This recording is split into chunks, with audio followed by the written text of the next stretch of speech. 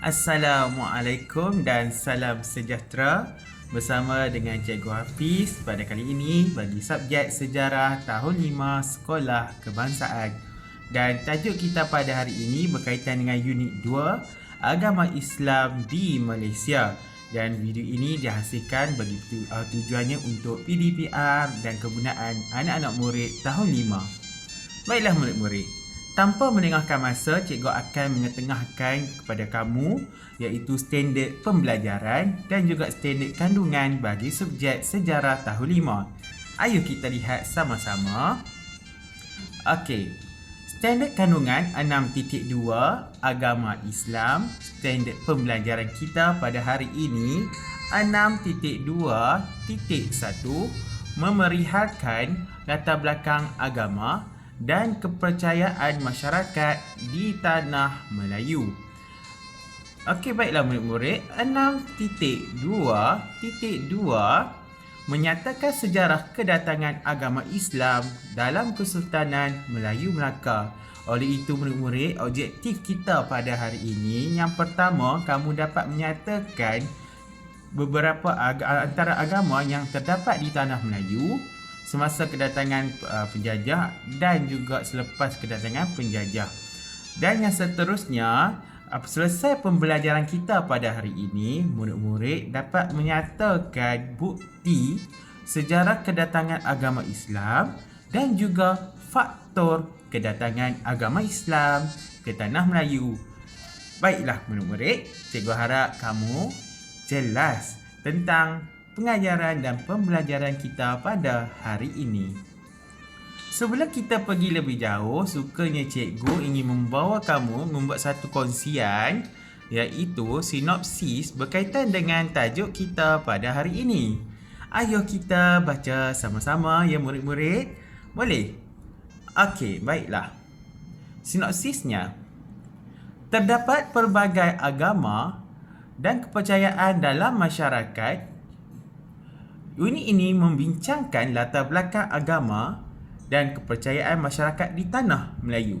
Selain itu, unit ini menjelaskan sejarah kedatangan agama Islam pada zaman Kesultanan Melayu Melaka, kedudukan agama Islam dalam pentadbiran negeri-negeri Melayu hingga merdeka dan kedudukan agama Islam sebagai agama persekutuan serta peranan agama Islam untuk membentuk perpaduan. Baiklah murid-murid, namun demikian, dalam pembelajaran kita pada hari ini, cikgu akan mengetengahkan berkaitan dengan murid lihat di sini ya, berkaitan dengan kedatangan Islam pada zaman Kesultanan Melayu Melaka. Jadi, semua murid cikgu harap bersedia untuk menerima pengajaran dan pembelajaran berkaitan. Baiklah, murid-murid yang dikasihi semua, sebelum kita pergi lebih lanjut, ayolah kita melihat berkaitan dengan agama dianuti, kepercayaan dihormati. Berikut antara agama yang terdapat di Malaysia. Yang pertama, seperti kamu dapat lihat dalam senarai kita pada hari ini, iaitu agama Islam. Yang kedua, animisme. Yang ketiga, Hindu. Yang keempat, Buddha. Yang kelima, Kristian. Jadi ini adalah antara agama-agama yang terdapat dalam negara Malaysia. Semua murid sudah bersedia untuk kita teruskan ke paparan berikutnya. Murid-murid boleh buka buku teks masing-masing dan sama-sama kita baca. Okey, ayo lihat pada muka surat 18. Okey, baiklah murid-murid. Lihat sini, cikgu akan zoom kepada murid-murid yang tidak ada buku teks, tidak mengapa. Kita boleh baca di sini bersama-sama. Okey murid-murid. Ayo kita lihat berkaitan dengan agama animisme. Okey, animisme ini merupakan kepercayaan terawal masyarakat di tanah Melayu. Percaya kepada roh, nenek moyang, makhluk halus dan semangat. Untuk makluman murid-murid semua, animisme masih diamalkan sehingga kini Dan kebanyakannya animisme ini diamalkan oleh masyarakat orang asli, yang mana mereka mempercayai roh-roh nenek moyang, mempercayai semangat-semangat pokok dan sebagainya. Itulah yang dikatakan sebagai animisme. Okey, baiklah murid, cikgu harap kamu jelas. Seperti yang kamu lihat gambar di sebelah ini, ini ialah antaranya gambar yang diambil di kawasan perkampungan orang asli. Mereka mengadakan upacara keagamaan animisme. Jadi murid, jadi kalau kamu nak tahu lagi lebih lanjut, bolehlah melayari laman Sesawang untuk berkaitan dengan kaum orang asli. Baiklah murid, kita teruskan. Cikgu teruskan dengan agama Hindu. Nampak di sini agama Hindu. Agama Hindu dibawa ke tanah Melayu melalui aktiviti perdagangan. Aktiviti perdagangan percaya kepada kelahiran semula. Baiklah, semasa zaman Kesultanan Melayu Melaka, Kota Melaka telah menjadi titik pusat perdagangan yang sangat termasyhur pada ketika itu dan menyebabkan pedagang-pedagang daripada India telah datang untuk berdagang di Kota Melaka. Oleh demikian, pada masa yang sama, mereka telah membawa masuk pengaruh agama Hindu pada ketika itu. Okey, itu dalam konsep agama Hindu, mereka percaya kelahiran semula. Ayuh kita lihat berkaitan dengan agama Buddha. Agama Buddha, kalau kamu perasan, kalau di negara kita ni kebanyakannya dianuti oleh kaum Cina. Okey, ada juga kaum-kaum lain yang menganuti agama Buddha ini. Okey, ayo kita lihat. Agama Buddha dibawa ke tanah Melayu melalui aktiviti perdagangan. Jadi jika kamu perasan, ini semua dimasuk agama-agama ni masuk oleh aktiviti perdagangan yang mana berlakunya interaksi, komunikasi antara satu sama lain ketika itu. Okey, agama Buddha berpegang pada jalan 8 lapis mulia. Okey, ayo kita lihat seterusnya. Ini dia murid-murid agama Islam. Agama Islam dibawa ke tanah Melayu oleh golongan pedagang, pendakwah dan ulama. Okey, ini ada 3 perkara sini ya, pedagang, pendakwah dan ulama. Okey, dalam konteks agama Islam wajib percaya kepada rukun Islam dan rukun iman. Dan dalam agama Islam kita percaya Allah itu, Tuhan itu satu, iaitu Allah. Ayo kita lihat berkaitan dengan ni dia murid-murid, agama Kristian. Agama Kristian wujud di tanah Melayu setelah kedatangan penjajah Portugis. Okey, mereka mempercayai Yesus sebagai anak Tuhan. Okey, seperti yang kamu telah tahu, inilah antara agama-agama yang ada dalam negara Malaysia. Dan kita kena tahu bahawa agama Islam merupakan agama persekutuan dalam negara kita dan diamalkan oleh majoriti masyarakat dalam negara Malaysia. Jadi murid sudah faham ya, apa maksud ni? Agama dianuti, kepercayaan dihormati, dan cikgu telah jelaskan ke semua antara agama-agama yang ada dalam Malaysia ni. Okey, jadi kamu fahamlah animisme itu apa ya. Cikgu harap kamu mengambil maklum. Okey, baiklah murid-murid. Sekarang seperti yang kita janjikan, kedatangan agama Islam pada zaman Kesultanan Melayu Melaka. Murid mesti memahami dari segi konteks. Ini sangat penting. Kamu kena tahu, kamu kena faham, ini adalah objektif kita belajar pada hari ini. Iaitu yang pertama dari segi konteks bukti arkeologi dan tinggalan manuskrip lama. Bukti arkeologi. Yang kedua, faktor kedatangan Islam ke Kota Melaka pada zaman Kesultanan Melayu Melaka. Okey, kita lihat yang pertama dahulu murid. Bukti arkeologi bermaksud arkeologi ni ialah tinggalan serpihan yang masih wujud sehingga saat ini, boleh dilihat, boleh dikaji. Contohnya batu bersurat. Ataupun kalau kamu tengok balik, kita ada belajar zaman dulu-dulu, apa dia yang mereka tinggalkan seperti serpihan tembikar. Itu semua ialah dipanggil arkeologi. Manuskrip lama ini ialah catatan lama yang wujud, yang masih boleh dikaji dan kesahannya tinggi. Okey, yang kedua faktor kedatangan Islam ini kamu kena betul-betul kena peka dan kena tahu. Tak apa, kita lihat sama-sama. Kita lihat yang pertama dahulu, bukti arkeologi dan tinggalan manuskrip lama. Semua dah sedia? Kalau dah sedia, yuk kita lihat bukti arkeologi. Ini dia murid-murid. Ini dia. Okey, semua orang nampak bukti arkeologi kedatangan agama Islam di tanah Melayu. Di sini ada dua bukti.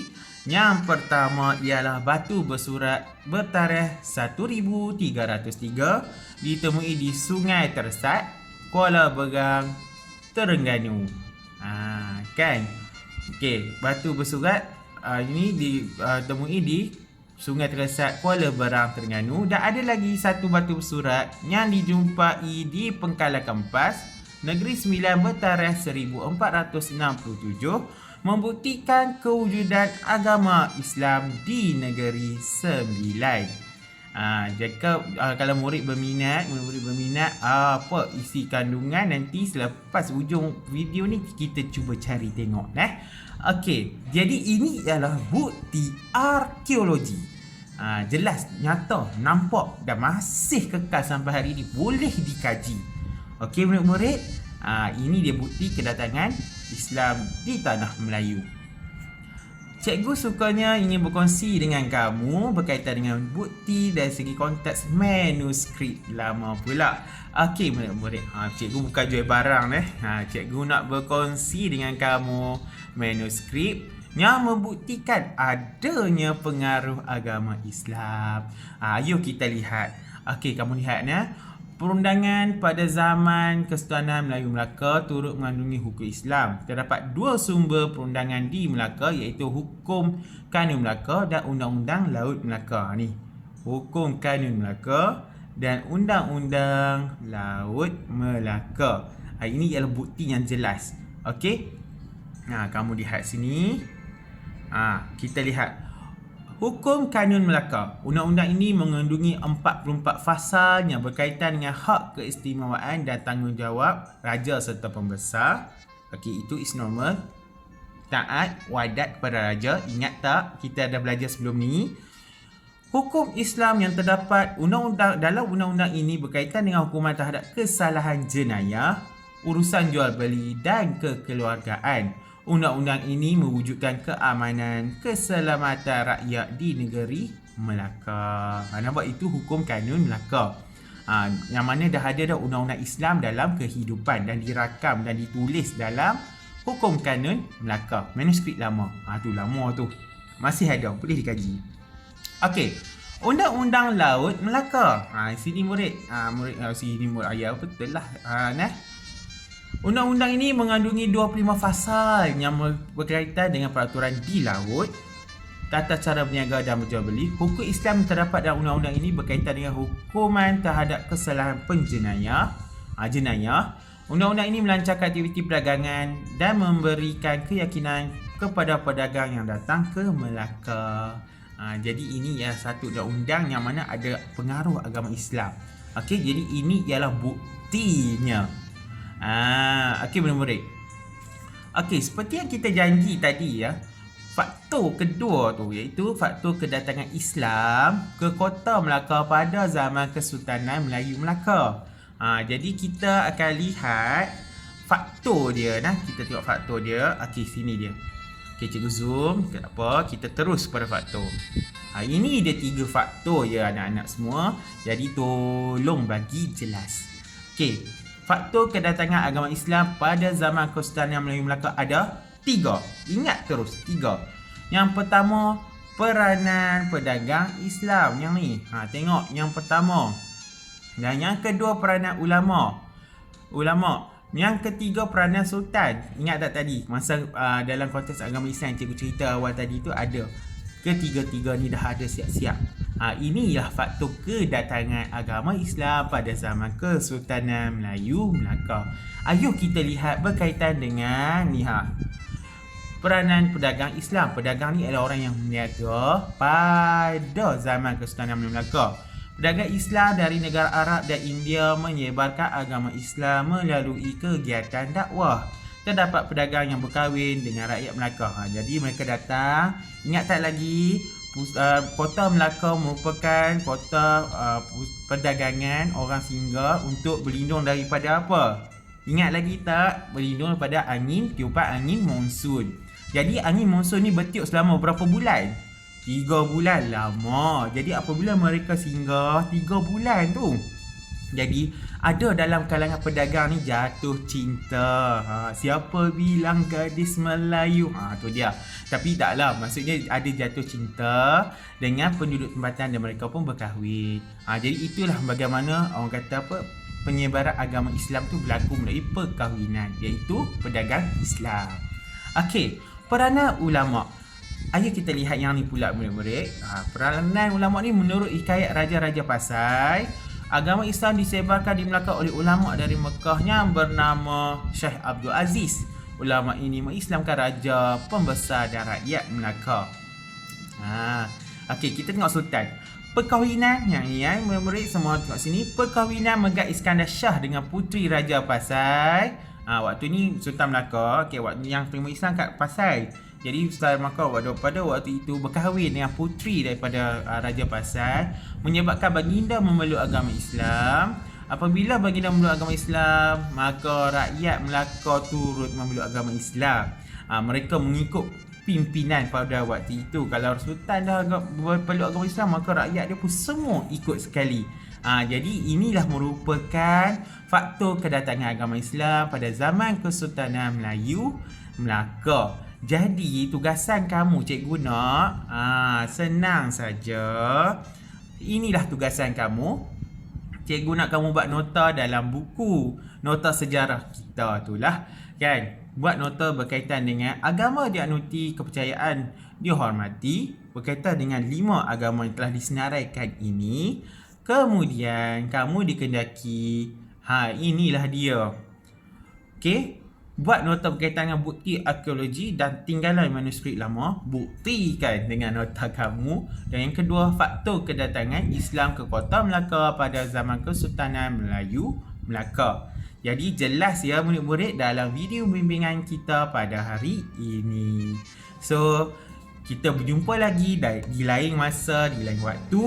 Kekal positif, think positif, jangan stres, relax, hidup kena happy. Selamat belajar. Assalamualaikum dan salam sejahtera. See ya.